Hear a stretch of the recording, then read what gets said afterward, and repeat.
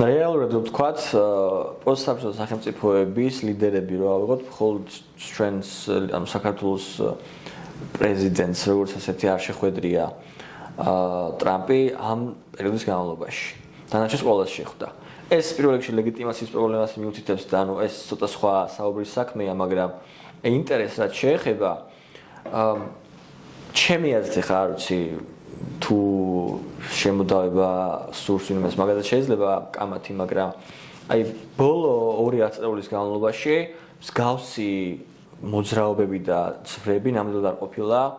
რეგიონში ამერიკის მხრიდან, როგორც ასეთი იქნებოდა ცენტრალური აზია თუ კავკასია. აქ განსაკუთრებული აქცენტი კეთდება ამერიკის მხრიდან აზერბაიჯანზე, იმიტომ რომ ის კასპიის ზღვის ძირითადი ქვეყანა არის ერთ-ერთი და